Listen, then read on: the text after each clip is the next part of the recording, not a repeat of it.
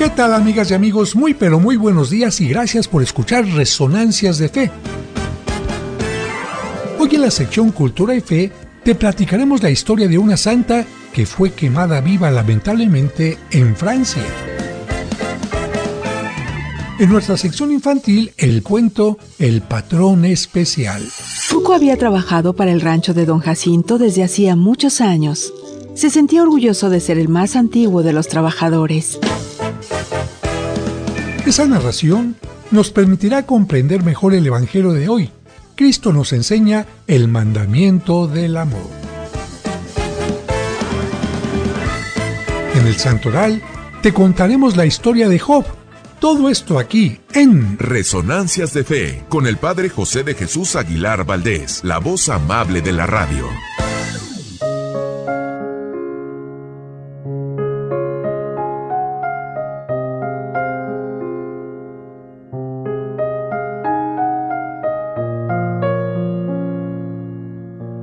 La hora de las citas había terminado.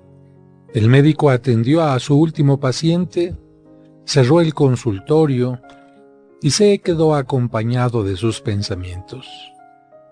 Cuánto dolor le había visitado ese día, presente en los ancianos, en los jóvenes y hasta en los recién nacidos. Él había estudiado para ayudar a sanar la enfermedad y para hacer más llevadero el dolor. Sin embargo, aquel día, como otros tantos, llegaba a la conclusión de que no era suficiente la ciencia en la que tanto había creído. Efectivamente, los medicamentos, inyecciones, vacunas, pastillas o ungüentos podían curar algunos de los sufrimientos de sus pacientes, pero había tanto dolor que no sabía cómo mitigar. En los últimos días, una mujer le pidió algo para no sufrir por la muerte de su hijo. Un anciano le pidió medicina para curar su soledad. Un joven egoísta exigía un elixir que curara su egoísmo para poder así amar a su pareja, e incluso un asesino le rogó por algún medicamento para tener arrepentimiento. Estas solicitudes y otras más había recibido este médico a lo largo de toda su carrera. Por esto esta noche se preguntaba: ¿cómo curar las heridas de la infidelidad? ¿Cómo curar los ojos del lujurioso? ¿Cómo vendar las fracturas entre esposos? ¿Qué ungüento utilizar para hacer menos dolorosas las decepciones? Con estas ideas, el médico sintió que sus ojos se llenaron de lágrimas y se preguntó: ¿cómo un simple mortal puede ayudar a otros mortales? ¿Cómo ofrecerles la vida si también a mí, se preguntaba y se decía, me visitará la enfermedad y la muerte? Entonces, aquel médico que solo había creído en la ciencia, cayó de rodillas. Con humildad y en voz baja dijo: Dios mío, no puedo seguir viviendo sin creer en ti. Entonces, comenzó a orar por sus pacientes y ellos empezaron a tener curaciones insospechadas. Además, el médico a partir de aquella noche, en sus recetas siempre incluía el acercamiento a Dios.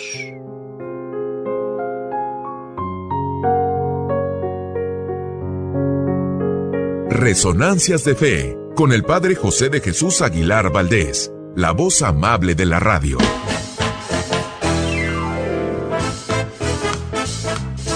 Muchas gracias por escucharnos y por ser parte importante de este programa que hacemos para ti con mucho cariño.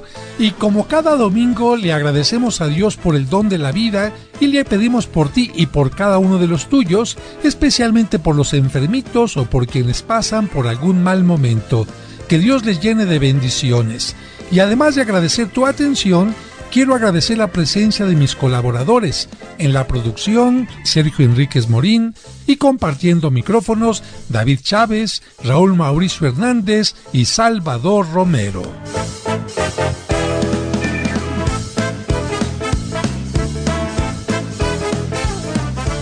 Amigas, amigos, hacemos la oración a la Divina Providencia e inmediatamente nos vamos al cuento.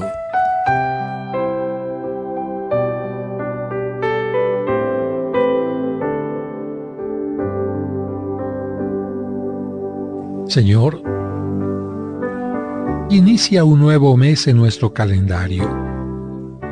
Ayúdanos a agradecer la oportunidad de vida que nos das, a vivir con alegría y entusiasmo, a bendecirte con tu providencia que nos ayuda a tener casa, vestido y sustento. Ponemos nuestra vida y la de nuestros seres queridos en tus manos. Cuídanos y llénanos de tus bendiciones. Que tu divina providencia se extienda siempre y en cada momento, para que nunca nos falte casa, vestido y sustento. Amén.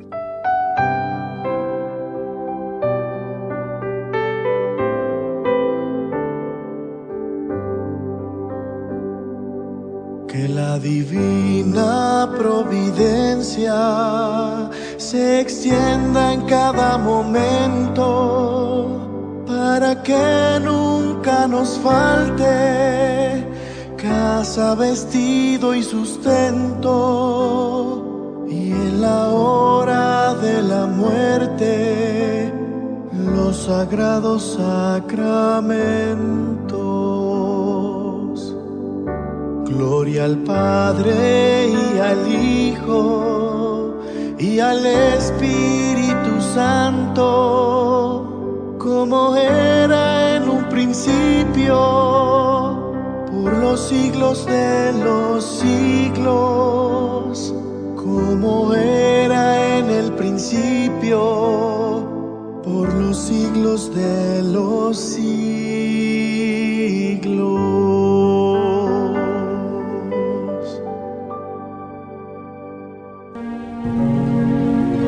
Es momento de escuchar el cuento para entender el Evangelio, escrito por el Padre José.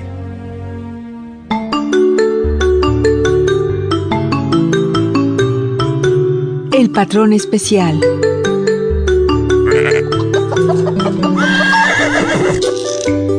Cuco había trabajado para el rancho de don Jacinto desde hacía muchos años. Se sentía orgulloso de ser el más antiguo de los trabajadores. Pancho y José tenían poco tiempo como jornaleros, pero admiraban a Cuco por su responsabilidad y empeño. En cierta ocasión se reunieron los tres, y mientras compartían los alimentos, Pancho le dijo a Cuco: Oye, tú sí que eres el consentido del patrón porque te da un trato preferencial. Cuco se extrañó de aquellas palabras y replicó: No sé por qué dices eso. Tanto ustedes como yo recibimos un sueldo justo y un buen trato, ¿no te parece? Sí, don Jacinto es justo y bueno con todos, pero tu caso es muy especial. Para él nosotros somos simples trabajadores, pero a ti no te trata como un asalariado. Pancho tiene razón. Con nosotros el patrón es muy reservado. En cambio a ti te tiene tanta confianza que te cuenta proyectos, ilusiones e incluso secretos. Y no solo te tiene gran confianza, sino también un gran afecto. Cuco reconoció que sus compañeros tenían la razón. Su patrón lo tenía en un lugar muy especial. Por eso les dijo: Bueno, eso es cierto. Don Jacinto no me trata como un sirviente, sino como un amigo. Pero no porque yo lo haya ganado, sino porque tiene un corazón muy grande. Estoy seguro que con el tiempo hará lo mismo con ustedes, muchachos. No lo creo. Nosotros le hemos fallado en varias ocasiones. Entonces Cuco lo animó diciendo: Yo también he tenido fallas y muchas equivocaciones, pero me queda claro que don Jacinto es tolerante y comprensivo.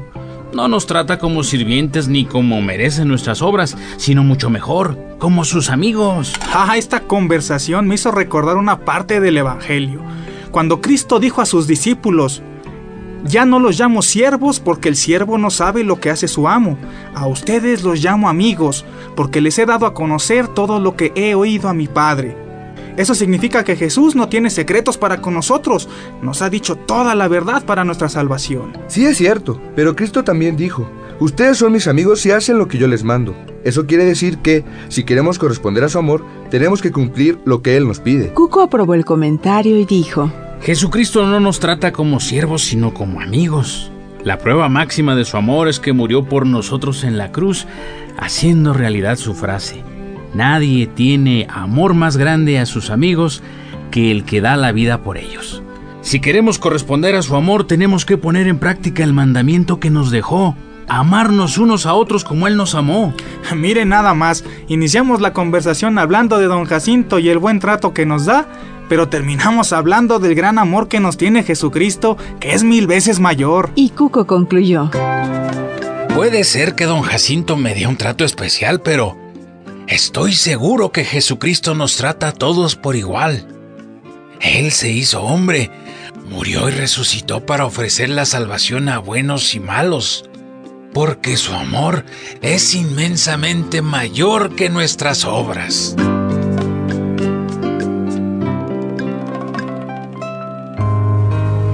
Este es un cuento escrito por el padre José de Jesús Aguilar Valdés y podrás encontrarlo en el libro Cuentos para entender el Evangelio. Muchas gracias por continuar con nosotros.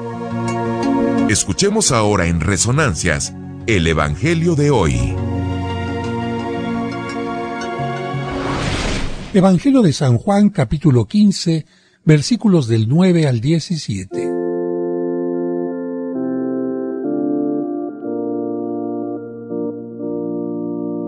En aquel tiempo, Jesús dijo a sus discípulos: Como el Padre me ama, así los amo yo. Permanezcan en mi amor. Si cumplen mis mandamientos, permanecen en mi amor. Lo mismo que yo cumplo los mandamientos de mi Padre y permanezco en su amor. Les he dicho esto para que mi alegría esté en ustedes y su alegría sea plena. Este es mi mandamiento: que se amen los unos a los otros como yo los he amado. Nadie tiene amor más grande a sus amigos que el que da la vida por ellos. Ustedes son mis amigos si hacen lo que yo les mando. Ya no los llamo siervos porque el siervo no sabe lo que hace su amo. A ustedes los llamo amigos, porque les he dado a conocer todo lo que he oído a mi Padre.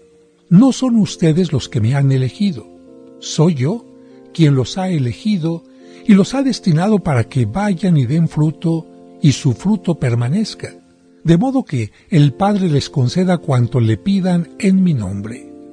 Esto es lo que les mando, que se amen los unos a los otros.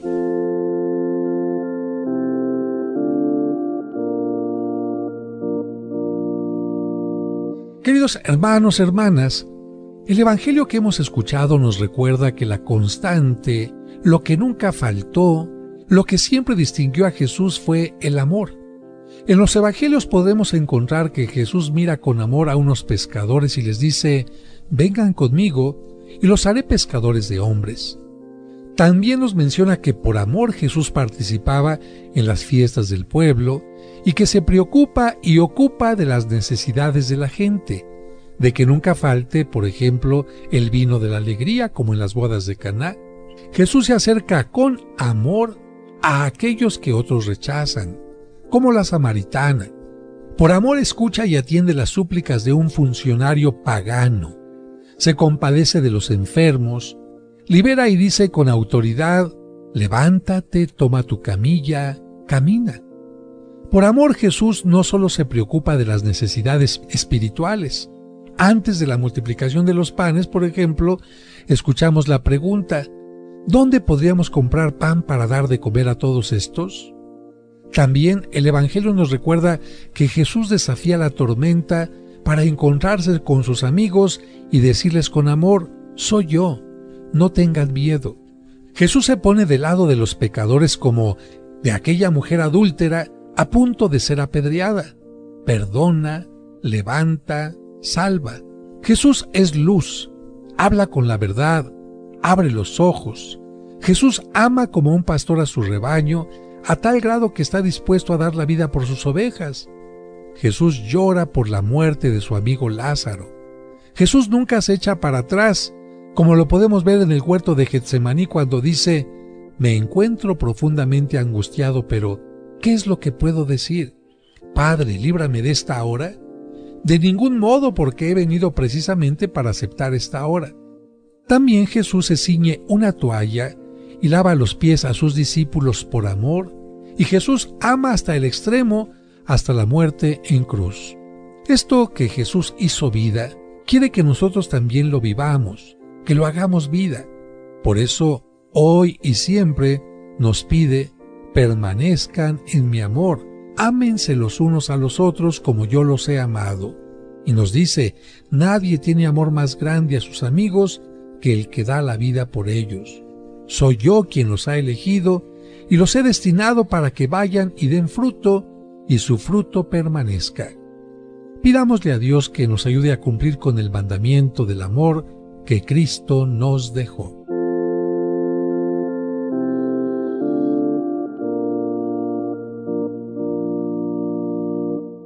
¿Listos para escuchar quiénes son los santos de la semana? Ellos son los hombres y las mujeres que han cumplido fielmente los ideales de Cristo. Escuchemos en Resonancias de Fe, el Santoral de la Semana.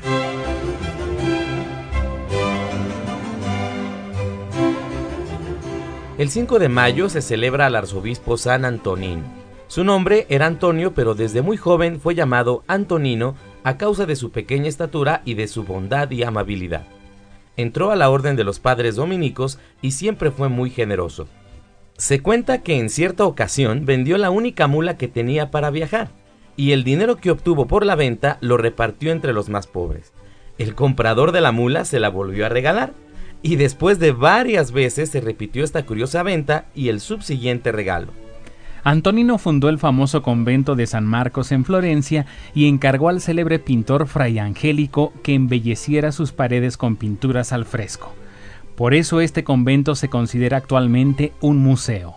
Fue un buen predicador y escritor. Hizo muchas obras de caridad como la de los pobres vergonzantes, que consistía en ayudar a aquellos que, habiendo tenido antes una buena situación económica, habían caído en extrema pobreza. Y es que a muchos ricos que se habían convertido en pobres les daba mucha pena, vergüenza pedir, y esto hacía que vivieran una situación muy pero muy delicada. Y este hombre Antonino les ayudó para que no pasaran vergüenzas. El 6 de mayo la iglesia celebra a Santo Domingo Sabio, patrono de los acólitos y los niños estudiantes.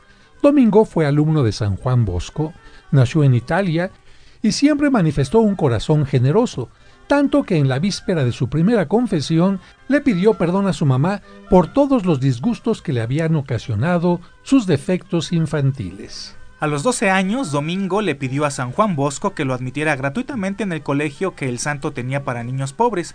Cuando fue aceptado, le dijo a Juan Bosco: yo seré el paño y usted el sastre. Haremos un buen traje de santidad para obsequiárselo a nuestro Señor.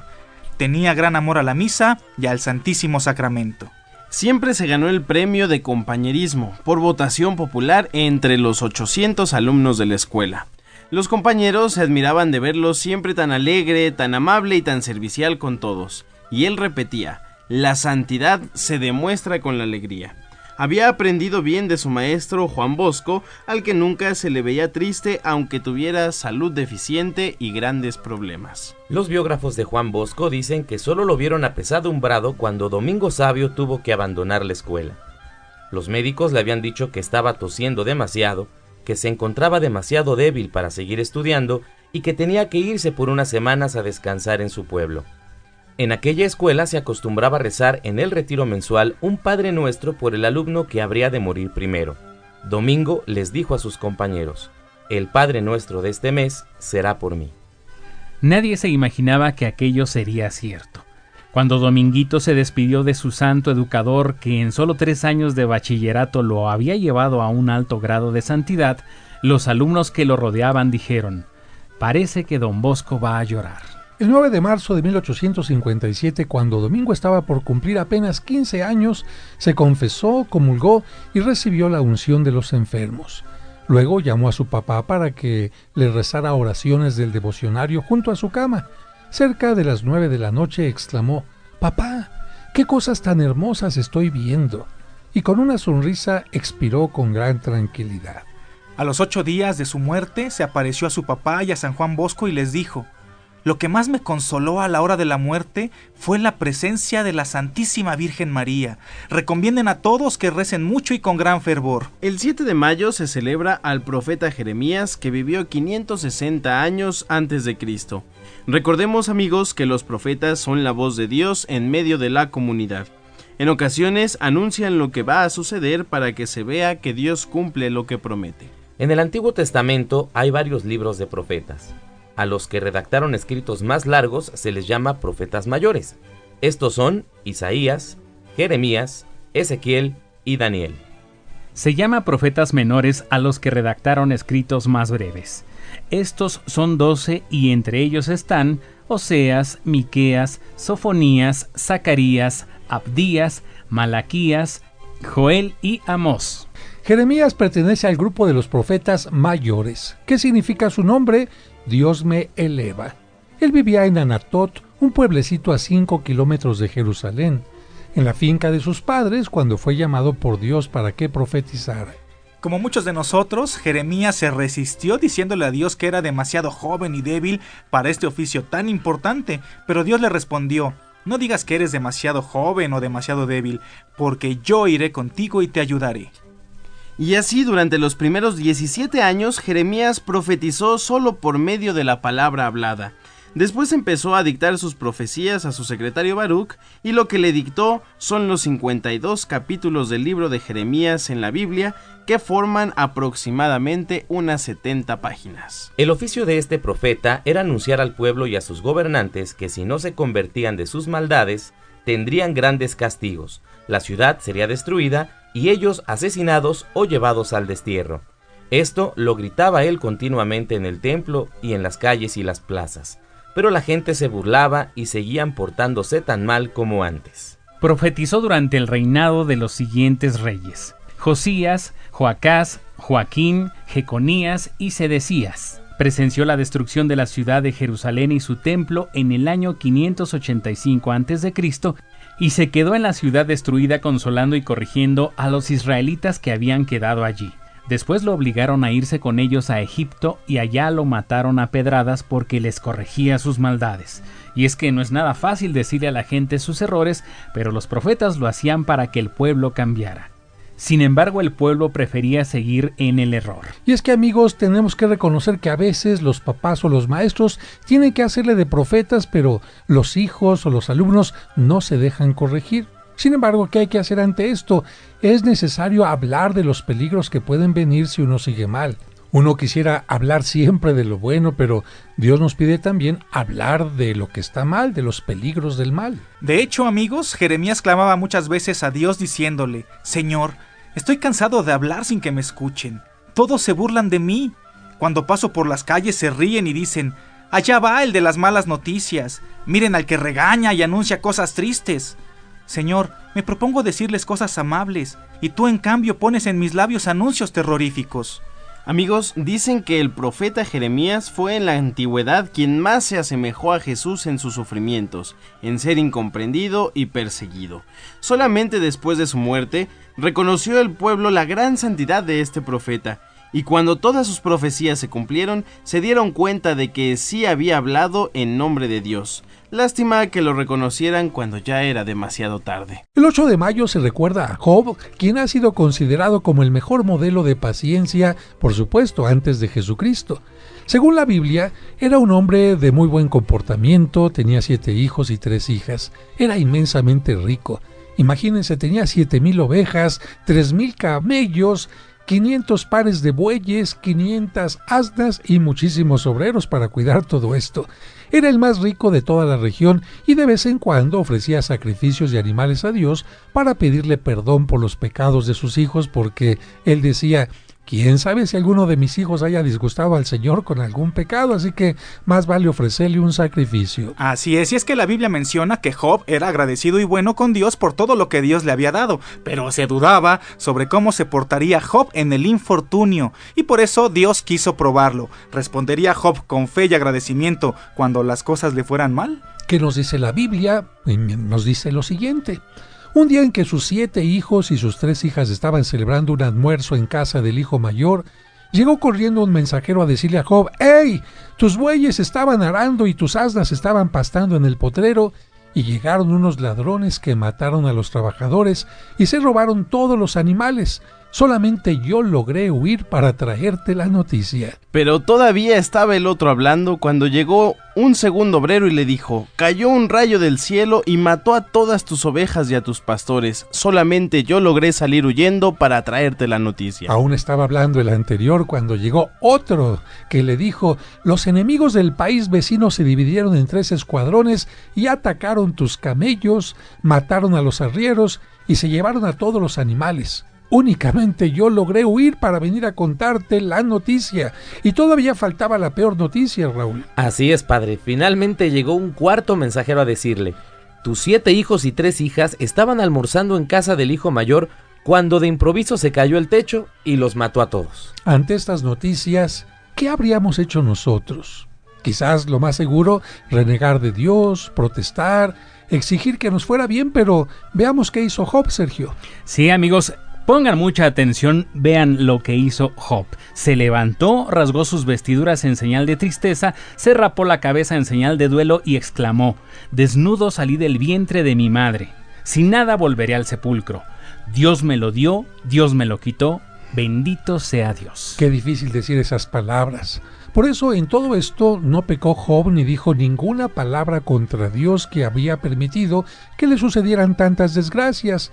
Job había sufrido por sus hijos, por sus propiedades y pertenencias, pero todavía le faltaba sufrir en carne propia la experiencia del mal. Exactamente, y fue entonces que le brotó una enfermedad en la piel tan fuerte que todo Job era una sola llaga desde la cabeza hasta los pies. Se tuvo que ir a vivir incluso junto a un basurero y ahí se rascaba con un pedazo de teja. Y bueno, lo que espera uno en esos momentos es que los familiares lo acompañen, lo apoyen, pero hasta su mujer lo despreciaba y le decía: maldice tu suerte y muérete. Pero Job le respondió: oye, mujer, si aceptamos de Dios los bienes, ¿por qué no vamos a aceptar los males que Él permite que nos sucedan? Y en todo esto no pecó Job con sus labios o con sus palabras. Pero eran tales sus angustias y los desprecios que le hacían que cuando amanecía exclamaba: ¿cuándo anochecerá para que no me desprecien ni se burlen más de mí? Y cuando anochecía decía: ¿cuándo amanecerá para que no me atormenten más las pesadillas y espantos? Fue entonces que llegaron 3 amigos desde diversos sitios a consolarlo, y al verlo tan acabado lanzaron gritos de angustia, rasgaron sus vestiduras en señal de dolor, se echaron polvo en la cabeza como penitencia y se quedaron 7 días sentados en el suelo sin decir palabra, llenos de dolor. Es decir, estaban uniéndose supuestamente al pecado de Job, que le estaba yendo muy mal, por eso la ceniza y toda esta actitud. Pero después viene algo interesante. Después los 3 amigos empezaron un diálogo, que por cierto en la Biblia está en verso, diciendo cada uno a qué se debía probablemente aquel infortunio tan terrible del pobre Job. Y sacaron como conclusión, según ellos, que probablemente Job había sido muy pecador y que por eso Dios estaba enojado con él. Job ante esto respondió con fuertes exclamaciones diciendo que esa no era la causa de sus desgracias, que él se había esmerado toda su vida en comportarse de una manera agradable a Dios, que había compartido sus bienes con los pobres, que su deseo de mantenerse puro era tan sincero que había hecho un pacto con sus ojos para no mirar a mujeres jóvenes, y decía: estoy cierto que un día con estos ojos veré a mi Dios. Como pueden ver, hay una total diferencia entre el pensamiento de Job y el pensamiento de la esposa y los amigos. Job dice: a mí no me está yendo mal porque he hecho algo malo. Pero los demás dicen: sí, por fuerza, si te va mal es porque estás haciendo algo malo. Sin embargo, Job se iba a quebrar de alguna manera. En un momento de debilidad, Job llegó a decirle a Dios que le parecía exagerado el modo en que lo hacía sufrir, que siendo tan poderoso, ¿por qué se vengaba de un pobrecito tan miserable como él? Y en ese momento de debilidad es cuando Dios interviene y le contesta fuertemente a Job diciéndole que la criatura no tiene por qué pedirle cuentas al Creador. Aquí está la primera enseñanza de la Escritura. ¿Qué somos nosotros ante Dios? Somos un polvito en el universo comparado con todo lo que es Dios ante nosotros. Por eso, en este libro empieza la voz de Dios a hacer una descripción maravillosamente poética de los seres que Él ha creado.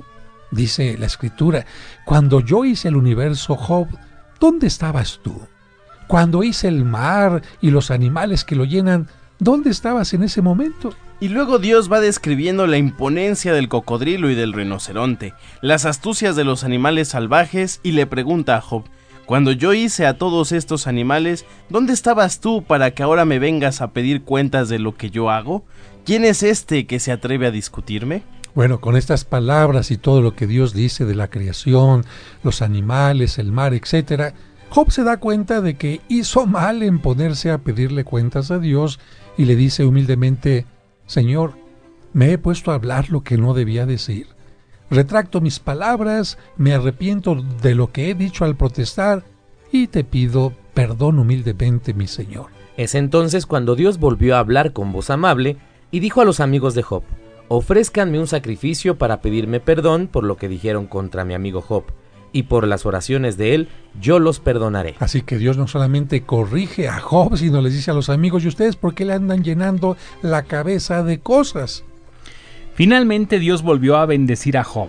Él se casó de nuevo y tuvo 7 hijos y 3 hijas, y sus hijas fueron las mujeres más bellas de su tiempo. Dios le concedió una larga vida y murió en feliz ancianidad y lleno de alegría y paz. Como pueden ver, el libro de Job nos enseña que también el hombre bueno y justo puede sufrir porque los problemas y el dolor no son castigos de Dios. Sí, usted que está enfermo o enferma o está pasando por algún problema, no diga que Dios le está castigando, que le está castigando por su pecado, porque esto no es correcto. Dios siempre es misericordioso. Por eso el mismo Jesucristo, siendo el hombre más justo y bueno, sufrió a causa del mal. El 9 de mayo se celebra a Santa María Mazzarello, quien nació el 9 de mayo de 1837 en Mornese, Italia. Siendo una sencilla campesina, pobre e ignorante, llegó a ser la fundadora, fíjense, de la que es hoy la segunda comunidad religiosa femenina en el mundo en cuanto al número de sus integrantes, de sus religiosas, que es la comunidad de las Hermanas Salesianas. El día 10 se celebra a San Juan de Ávila, misionero popular y director de almas. Recordemos que Juan significa Dios es misericordioso. San Juan de Ávila tuvo el privilegio de ser amigo y consejero de 6 santos: San Ignacio de Loyola, Santa Teresa, San Juan de Dios, San Francisco de Borja, San Pedro de Alcántara y Fray Luis de Granada. Todos ellos llegaron a ser santos seguramente porque eran buenos amigos de el bien. Este hombre pudo ser consejero gracias a los estudios que realizó. Estudió filosofía y teología en la famosa Universidad de Alcalá, murió el 10 de mayo de 1569 y dicen que él es la figura más importante del clero secular español del siglo XVI.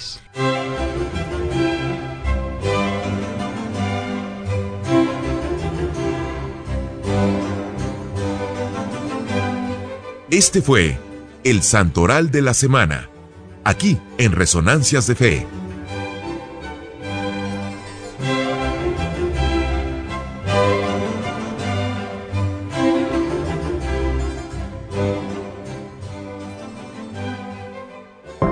Esta es nuestra sección, Cultura y Fe.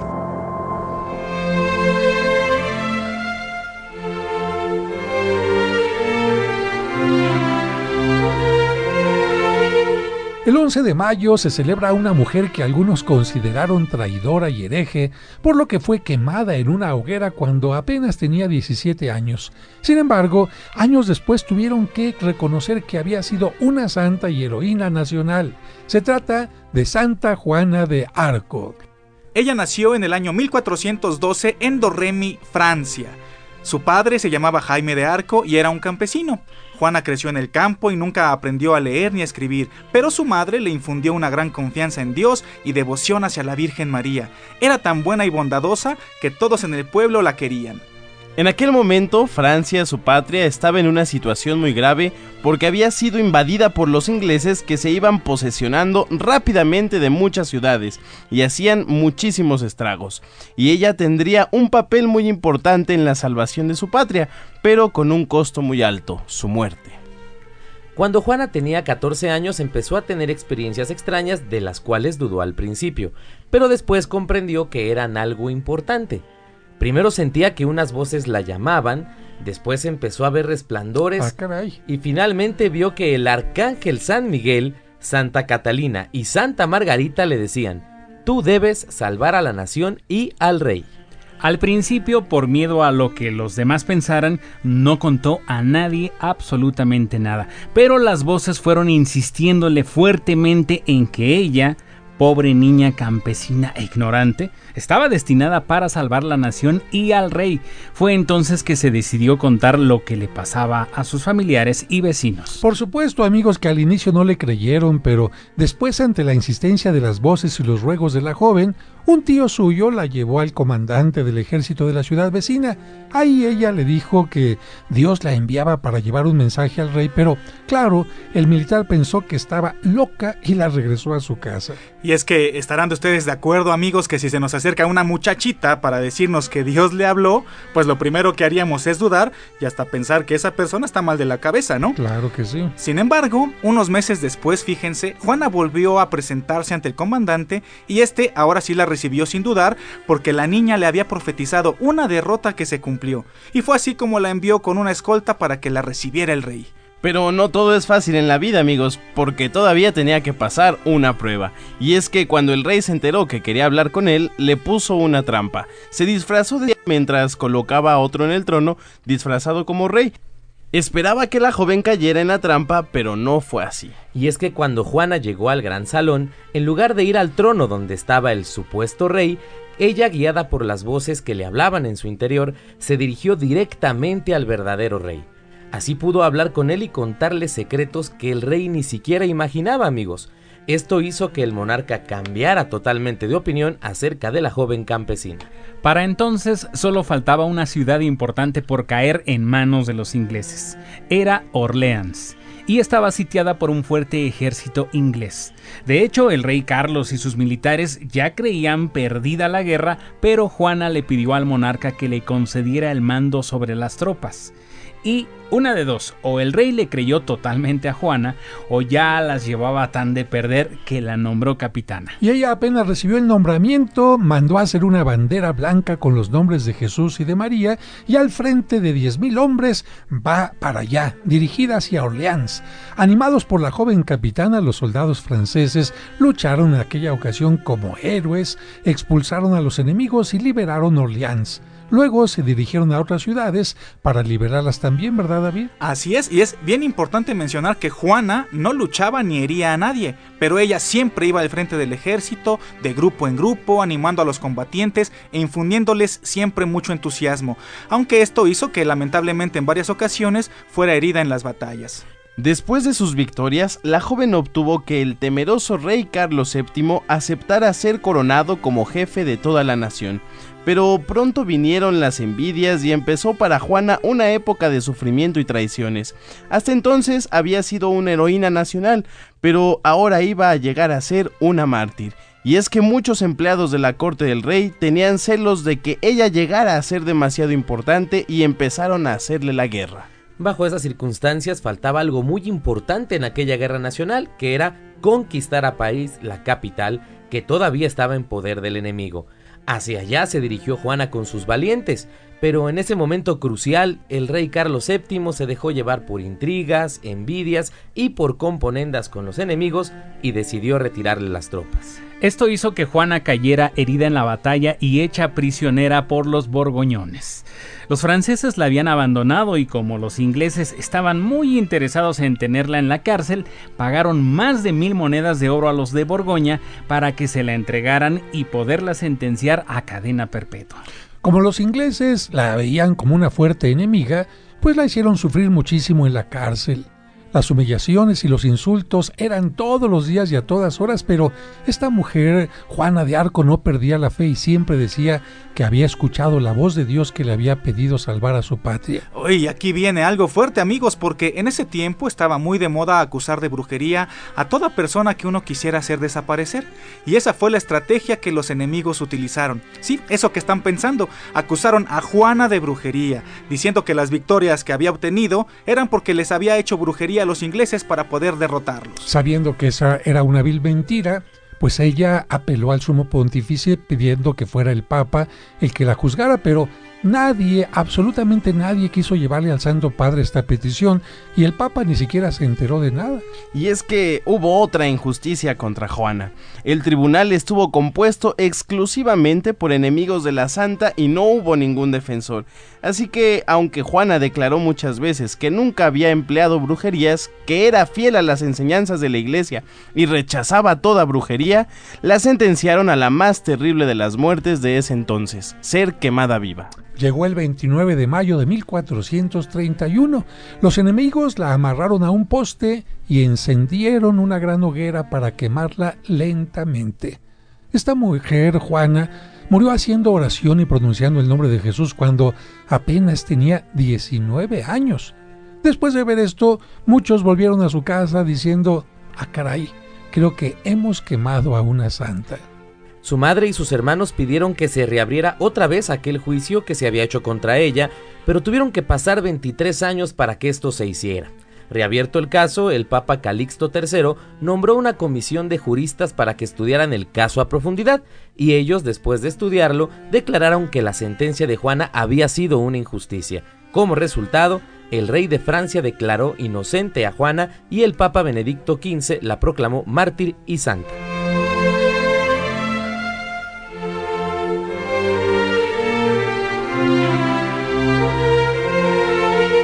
Resonancias de Fe.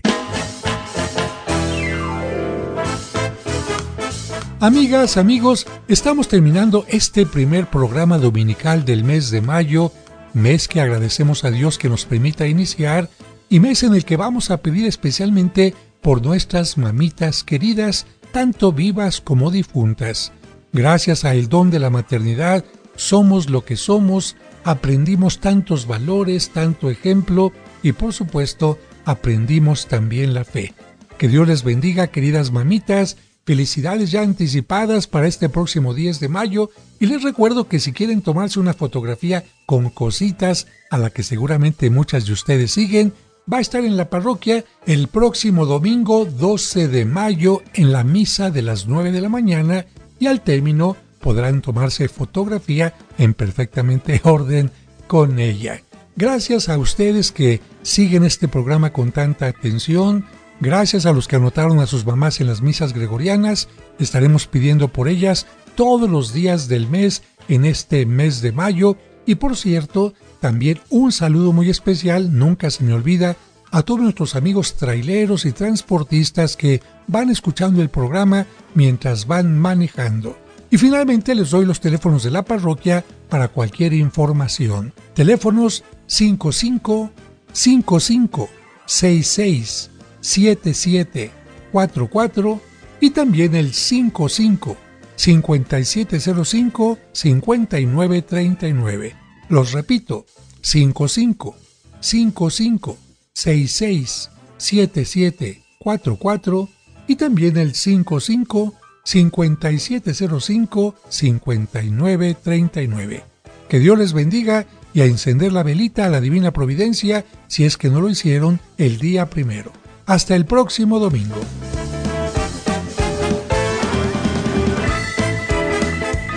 Resonancias de Fe.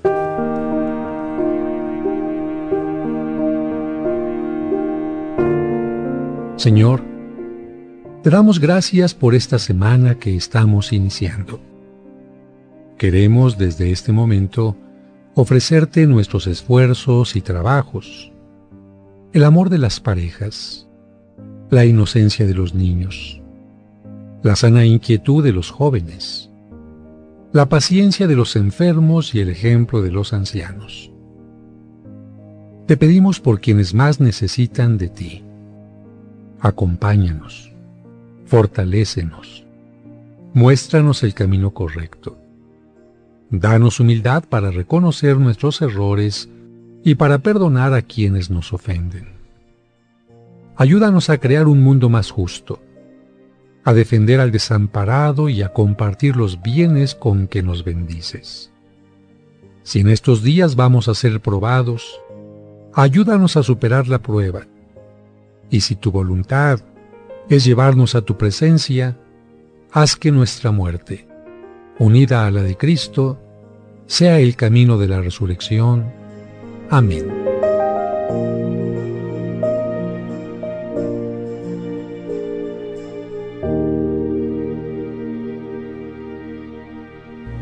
Ahora, tu fe se ha reforzado y tendrás la seguridad y confianza para seguir adelante en la vida. Pero no olvides que la próxima semana te esperamos en este espacio de reflexión para que aprendas más junto con el Padre José de Jesús en Resonancias de Fe.